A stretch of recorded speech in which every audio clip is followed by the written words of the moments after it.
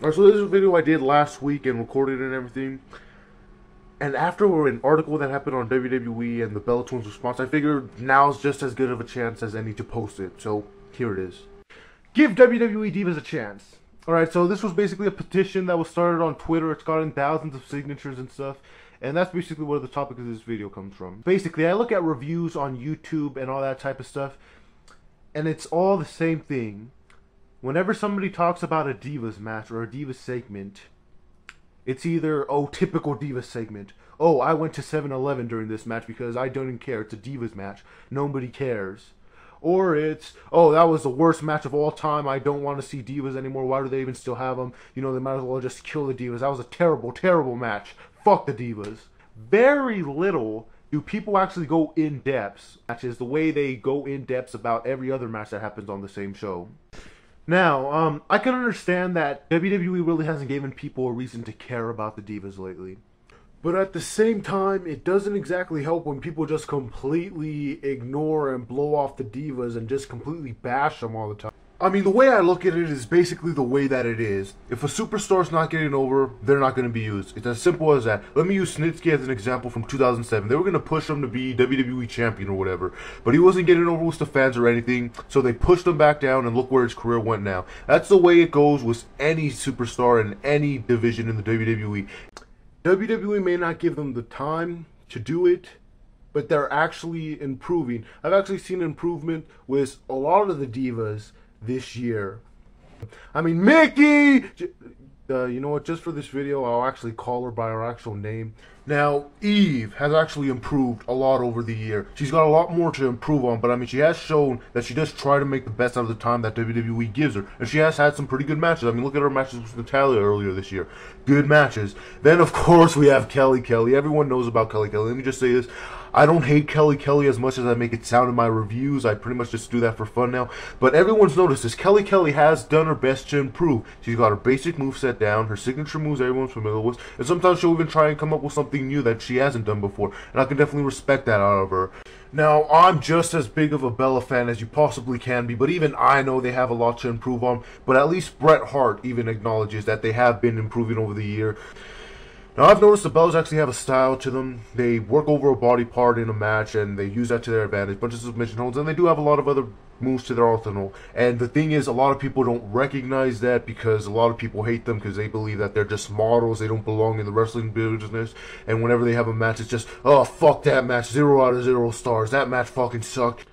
The thing is, they do actually go out there and they do have some good matches sometimes, and they get overlooked because people look at them and they see, this is what's wrong with the Divas division. But as they will tell you themselves on Twitter, they are trying as hard as they can to get rid of that supermodel type of stereotype and actually trying to compete and actually have good matches. And then there's Beth Phoenix and Natalya, who are very over with the internet community and everything, and I'm not going to admit, great talents, they can wrestle, definitely. But what's annoying is when people come on and they say, oh, Beth Phoenix and Natalya, they're the only divas in WWE that can wrestle. You should just get rid of all the other divas except Beth Phoenix and Natalya. That's basically the impression you're giving WWE, is that these are the only divas that matter and just fuck the rest of them. Now, I've actually seen people that do this. Let's say they watch a match between the Bella Twins and Kelly Kelly. They'll say, oh, that match fucking sucked. 0 out of 0 stars. Fuck this match. And then Beth Phoenix and Natalya can go and have the exact same match, and it's like, you know, that was a pretty decent match. Pretty decent match. Do you really think that's being fair? Now, I know people will usually grade matches based off how entertained they were by the match, and if they don't care about a certain superstar, then they're going to give the match a bad rating. You'll notice this was a lot of Divas matches. Sometimes, even though they only get like 3 minutes to work with, you can tell some of them do try their best to make the most out of the time that they get. It's just really hard to do it with the way WWE books them with it. And the thing is, it's not just like that with divas, with superstars as well. How many superstars do you know that can actually have a good match in 3 minutes? Very little superstars can do that. And people notice this with the Divas matches. Sometimes on superstars, when they actually do get time, they'll end up having good matches. Now, yes, the Divas division is nowhere near as good as it once used to be. But I mean, come on, what is? What today is as good as it used to be? The tag team division, mid-card division, main event. Face it, nothing today is as good as it once was 5, 10, 15 years ago. And we just gotta learn to accept that. And the Divas division is one of those things that has suffered the most because of how watered down WWE has become. we can't keep comparing things today to the way things used to be, because, let's face it, that era is never coming back. Now, can WWE make us care about the Divas division once again?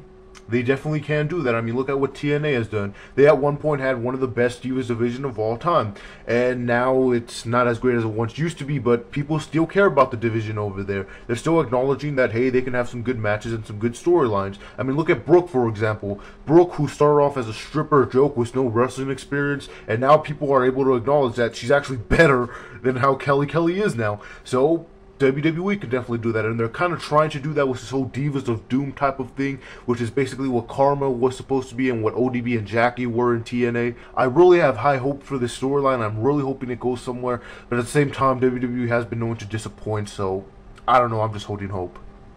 So pretty much the point I'm trying to make is, you know when WWE Divas will go to Twitter and fans will complain, that was the worst fucking match I've ever seen, and they'll respond back, you know, well, it's WWE that's not giving us enough time.